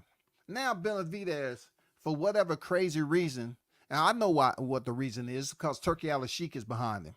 I mean, we ain't stupid. It's not so much he want to fight Bud, because Bud don't have anything to offer Benavidez. Benavidez doesn't have anything to offer Crawford. He doesn't have a title at 68. You know what I'm saying? What is he going to offer Crawford? Crawford's trying to go up there and win a title in his 5th division. He's trying to put a name on his mantle. Title Saul Canelo Alvarez. That's what he's trying to do. So if Canelo cherry picked the shit out of freaking Benavidez and didn't want no parts, now you have a fighter that's considered to be smaller than Benavidez and qualified to step up there and face Canelo. Why do we have so many people that's claiming to be boxing fans, but they don't want to damn support two great fighters on the pound for pound list fighting each other? I guess it was good to talk this shit when there was two black fighters in the same division, because you rarely have that. Two fighters, period, in the same division on the pound for pound list. But why is this shit considered boxing, and people consider themselves to be the best in the game, but yet they want to employ these tactics when it comes to politics, the like don't like method. And then they want to come up with all this freaking fabricated damn lies to push out to the media. These bogus ass biased narratives. That's what you're seeing right here. 115, 113 isn't total. How many fights haven't you looked at? Do you even watch boxing like that to bring up 115, 113?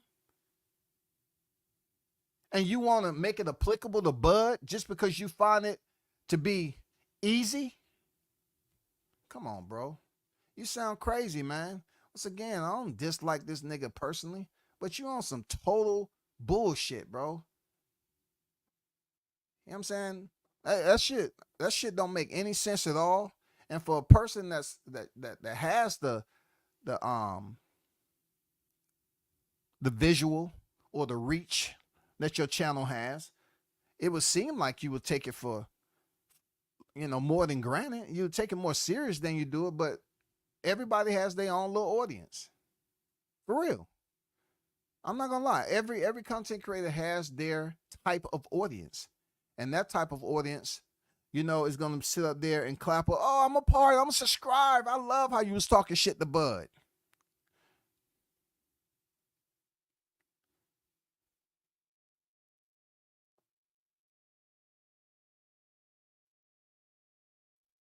Man, goddamn Crawford go out there and beat Canelo. Man, I'm telling you.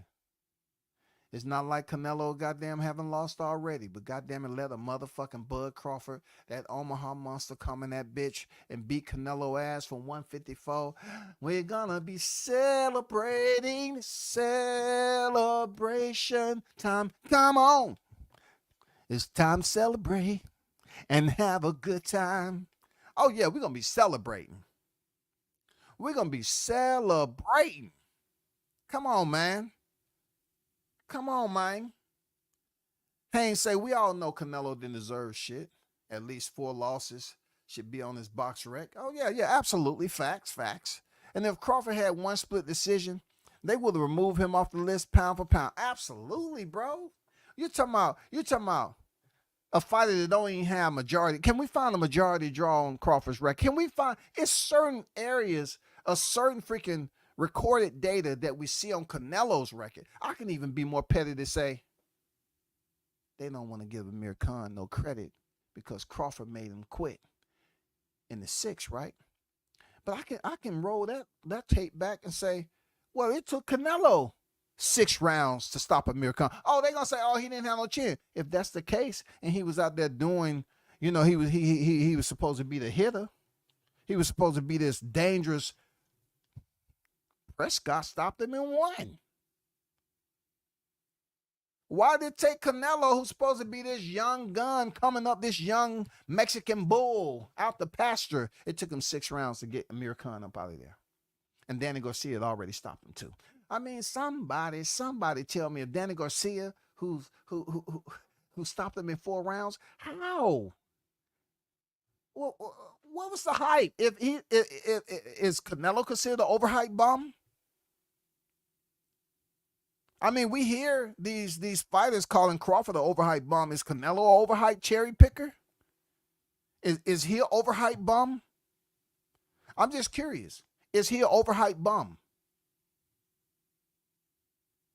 Because Prescott stopped Amir Khan in 1, Danny Garcia in 4, and then when it came up to the one and only Canelo Alvarez, he did in 6, Crawford did in 6.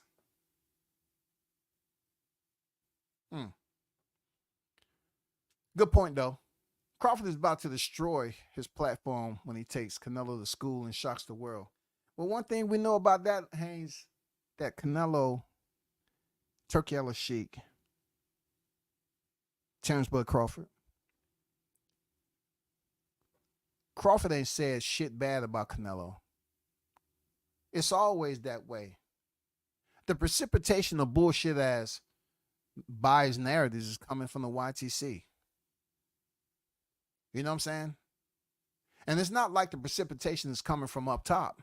Like, like the weather, inclement weather, the usual inclement weather, like when a storm rolling in and the clouds precipitate down. No, this is coming from a motherfucking septic tank that burst its top and no more shit can go in that motherfucker. This is being sprayed out from the ground up. And those that's in the close proximity that love being around the bullshit, those are the ones that's experiencing. You know what I'm saying? These the dumbass niggas that's up there with a damn a tall container of Dow soap, washing and bathing in that goddamn shit. Say, if this brings me closer to being a legitimate Canelo supporter, yes, this is the shit I'm willing to go through to get it.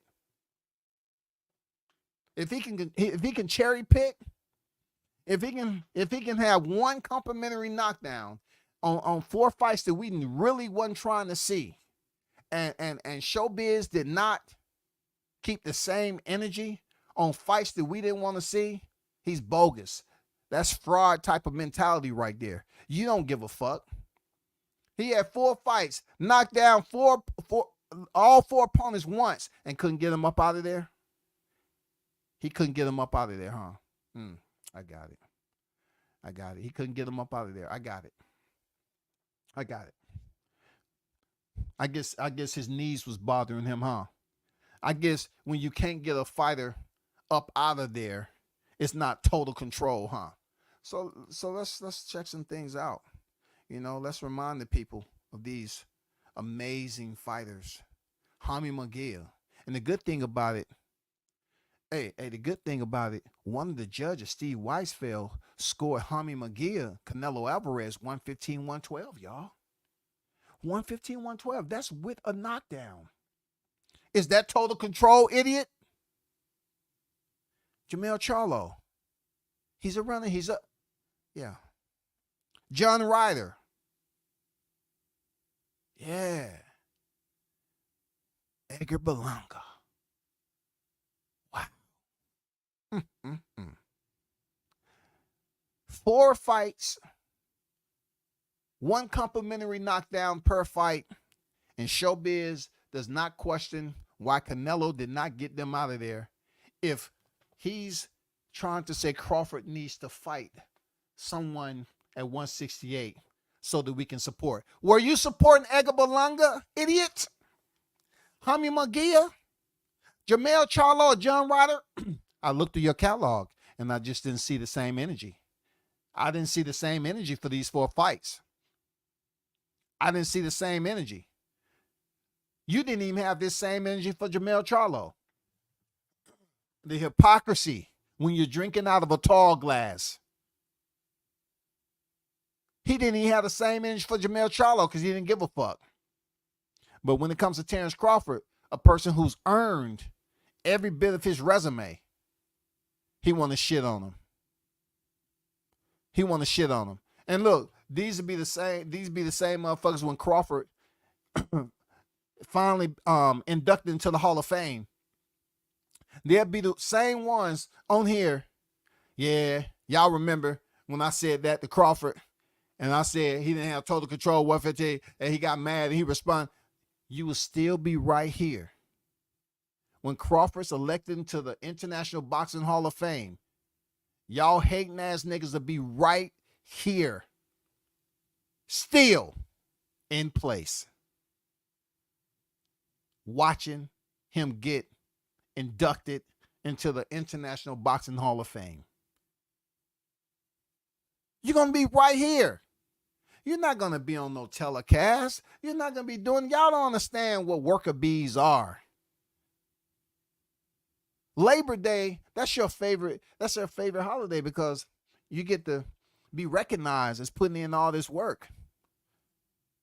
So let's bookmark this, y'all. All right? Let's bookmark this shit. At the end of the day, let's bookmark it. September 20th, 2024. Let's see where they're going to be at in 10 years when Crawford gets inducted. Let's see what all these hating ass Crawford freaking cheerleaders are going to be. Are you going to be able to elevate and have total control over your career? Is somebody going to pick you up and sign you for hating on a fighter that's gone? Who is next in line? Why don't you predict that? Since Crawford's on his way out the door, right? Who's next in line that y'all going to hate on? That's going to have the star power? Who? Y'all going to try to sit up here and support Ryan Garcia or Teofimo Lopez? Which black fighter are you going to target next? My Negro friends? Who's next? Because there's never going to be another Mexican or Latino fighter that's going to be getting all this bread like Canelo. Canelo is just trying to basically soak it all up, dry the motherfucking stream for when he retires. But it's never going to be in this era, in this type of economy, when it comes to boxing, it don't matter what they do. Who's going to be next? Who's going to be the next Latino fighter? Can it be Bam Rodriguez? I don't know. Who's going to be next? Jaime Munguia is only 27, and the nigga damn near got 85 fights already. He don't have a personality. I mean, who's going to be next? Y'all need to be thinking about your next target. Who are you going to be supporting? A non-American fighter? Y'all wanted Deontay Wilder out of the picture. He's out. Now you move your interest to Crawford. He's about to be out. Who's the next dark-skinned fighter that y'all want to target? That's what you should be thinking about. He's still mad. Bud B. Spence, white and red blood cells out of his body. That's what it truly is, Trick. That's what it truly is. You know what I'm saying, Trick? They are not over that massacre. It takes a long time for the casualties to rehab. They was talking all that shit. I see this. I see Bud losing on the inside. I see Bud getting knocked out if he fight on the inside. I see Bud not having experience. I see nobody on Bud's resume preparing him for Spence. I see. Niggas, y'all seen just like goddamn Errol Spence did when he was telling y'all he had cataracts. And that's why he was getting hit with all those damn jabs and hooks. Y'all had the same vision Errol did, goddammit. Y'all couldn't see a motherfucking thing, especially on fight night. You know why? Because your hand was over your motherfucking eyes. That night, you wanted to see no motherfucking evil. When that damn round 2 came and he dropped him with a jab, that's when y'all was creeping. Let me scrape my fingers apart. What round is it? They was up there with their hand on their ears, y'all, with their eyes clenched shut. Please, Father God, Father God. Father God, if you hear me, if you hear me on this night, Father God, I asked of you, Father God, to lay your hand upon me. I bet it everything, Father God, it ain't looking good. Father God, I pray unto you that you would just, all the aerosexuals, that you would just secure us, Father God. I know it looked bad for Spence. If you can just turn this into a miracle, Father God, we praise your holy name to look after us, Father God. Please don't do this shit. We don't want that Omaha monster to win tonight. We don't want the dark skinned nigga to win, dog. Please. Father God, help us. They was up there, goddamn, praying their eyes out, y'all. And that's the reason that I say that boxing is at that dead space right now. Like, just think about it. What fights do we have that's coming up that people are truly interested? They wanted to protest so much to get Wilder out the picture. Now you have Daniel Dubois. Oh, we're not gonna hate on that black fighter because he's over there across the pond. We ain't gonna like Daniel. You understand? He gonna like Daniel. See, Daniel ain't pissed nobody off. You know, they don't care too much for Daniel, but he's on a momentum streak right now. And he would accelerate himself to a whole nother constellation if he goes in here and beat Joshua. He will put an end to Joshua if he goes in here and beat him. Now, I don't think that's gonna happen, but that's not even near here nor there. We're trying to basically zip this up. You know what I'm saying? And try to, you know, get the message out there to the people that showbiz, the adult, is trying to be an elite bluffer. That's all. An elite trash talking bluffer. He want to come out here and talk all that shit. That's all. He want to talk all that shit, and it don't make motherfucking sense. Just so we can replay this shit, you need a section in the data to show you the total percentage of missed punches. He's talking about missed punches. I'm sure you do. The scorecard was 115-113. That's not total control. That's a close fight. If Majorov was more experienced and a tad better, he wins. He's just talking out his motherfucking head. And he's probably happy that I'm even showing his tweet. Because a lot of people are talking about this stupidity of him talking. And, you know, everybody has their own opinion. And like I said, I don't have no reason personally to dislike this nigga. I don't hang out with showbiz. It's just, you know, when you have other people that may support the channel, then they turn on you. I'm like, have you eaten lunch with this? Have y'all seen each other in life? Have y'all dapped each other up?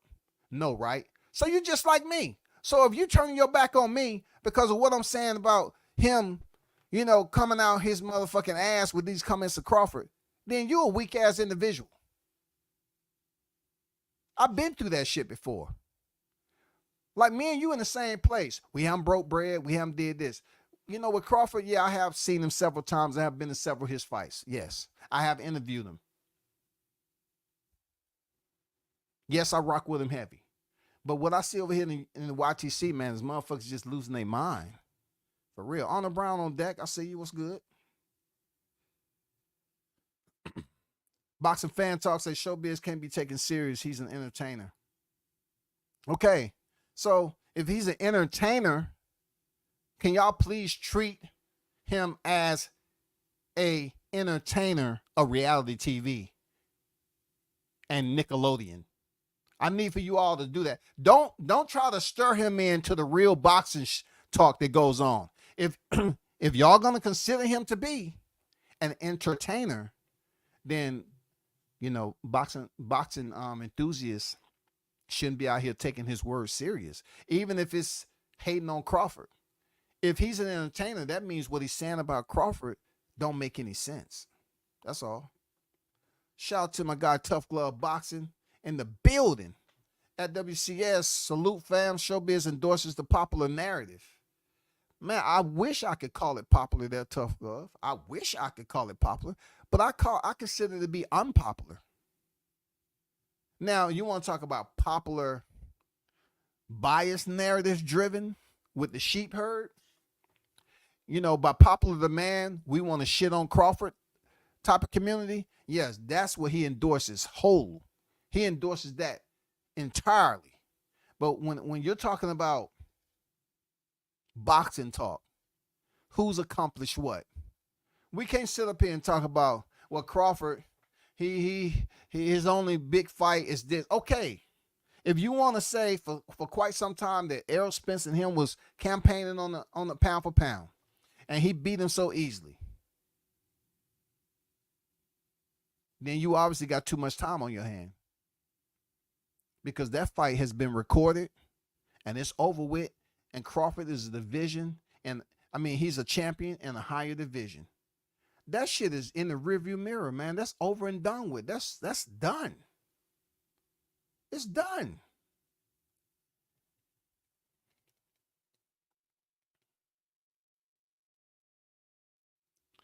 Trick say, breaking news, sources say that Canelo has agreed to fight Crawford, but under these conditions. Bud cannot switch. Bud has to only have a 1 week training camp, and he can't rehydrate over 2 pounds, right? Right? Hey, let's see if No Biz, the adolescent, if this fight is made, let's see how many restrictions he's going to give a fighter moving up 2 weights. You know what I'm saying? What is going to be Crawford's restriction? That he has to weigh in 168 on the nose? He can only be less. He can't be less than 167 and a half. You know what I'm saying? It's $5 million penalty for every pound he comes in under 167 and a half. Come on, bro. What restrictions are you going to have? What is going to be his restrictions? That's why it's such a tough fight for Canelo to sign. Because if Crawford was easy work, then of course the ink would dry already. But Crawford must be more serious than easy work, and also Canelo must deem him to be a threat. So he really has, we was waiting, to be honest, we was waiting for the Edgar Berlanga fight to conclude. It's over. Nobody's talking about it. They keep talking about Edgar Berlanga's next fight being in Puerto Rico. So you have the content creators that's coming out here finding something to do.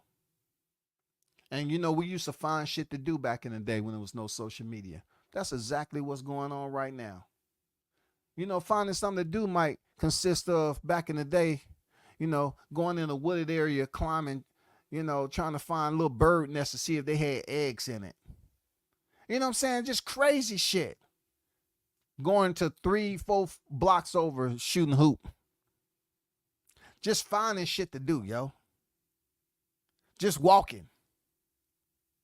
Now you got social media. Finding something to do for these cats is coming up with a bogus ass narrative. That's all. But I hear you, Trick. Shout out to Mike in the building. Salute. Don't mean to jump off the subject. Just want to let you know. Matchroom reported November 9th, Booth versus Karen and Ben Rodriguez and Pedro in Philadelphia. Yes. I understand that fight was gonna happen in Philly because they was committed to overpaying Corinne, that tough glove. Another dumb situation on how people was dogging out Brian Norman for walking away from that fight. But yet Eddie Hearns jumped out the motherfucking purse bid, and now they had to spend that money that they didn't want to spend on the purse bid to pay off Corinne to have the fight in Philly. Shout out to Bam Rodriguez. I say once again, he should be the main event. Hey, don't say WCS didn't put it out there, but watch how many people be leaving the arena once Bam Rodriguez is finished fighting. Watch what I tell you. I try to tell him, Shawty. I try to tell him. I guarantee the cameras ain't gonna pan through that motherfucking arena on November 9th. Appreciate that info, that tough glove. Appreciate you. Let's do a freaking a fan reveal. Let's do an audience reveal on November 9th. For real. after the co-main event, let's do an audience reveal and let's talk about those numbers.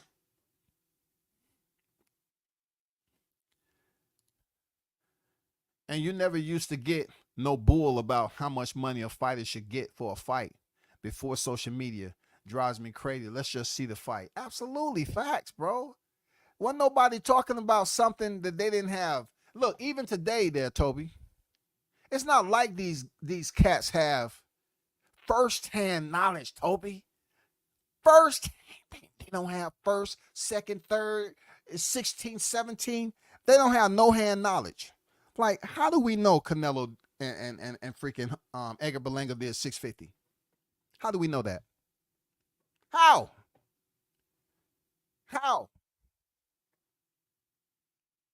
Because when Crawford fought Madrimov, of course Madrimov is not a Canelo Alvarez, but you had cats out here talking about, oh, the fight only did 10K. One thing about Crawford, he definitely has a different type skin. He understands who he is and all the freaking hate that he had to endure as a fighter. So whether it affects him behind closed doors, we'll never know. But he definitely has to have a certain type of reinforced exterior to deal with these bitch ass motherfuckers, man. For real. He has to have a different type of reinforcement. And that can come over time with dealing with this shit. You know? Why does he care so much if Crawford is easy work? Then it would be a quick 100 mil. Crawford is a grown-ass man. If he wants to dare to be great, let him. Instead of subliminally shooting constantly. Let him. But when you say let him, it's too easy. They have to make it difficult. Hey, Canelo comes off the me, Haynes, like he'd be there with Turk Ali Sheik and say, I need 100 million. My friend, okay, I give you 100 million. Fine, that's you 100 million. But you said that too quick, Turk. ¿Cuánto cuesta Terrence Crawford? How much? Why? What does that matter? I just want to know how much he's gonna make. My friend, that's none of your business. You say you want 100 million, make the fight. No, I'm out. You don't tell me how much Crawford make. I'm out. I'm like, no, he's not gonna make his highest payday with me. Canelo be up there hating like a motherfucker. He not making his highest payday with me. No, motherfucker, no. Motherfucker not gonna make highest payday with me. No. Why? Why are you worried about him? I want him to feel misery, fighting me. I want him to get flat fee. Pay him $6 million flat. You know what I'm saying? Nothing on the back end. Come on, man. If it's that easy, goddamn Canelo, let's go. You know what I'm saying? Shout out to Hurley in the building. Matter on deck, what's good? Shout out to my guy Christopher White in the building. Salute to you, brother. I see you on deck. Salute WCS. I'm glad that Terrence Crawford checked showbiz. He's a flip-flopper. Yes. He's like a walrus, bro. A domesticated walrus. Sea lion. You know what I'm saying? He loves flipping and wallowing around on shit. And people actually give him, attention like he's really saying some shit that matters. Bro, like somebody said early in the chat, he's an entertainer, man.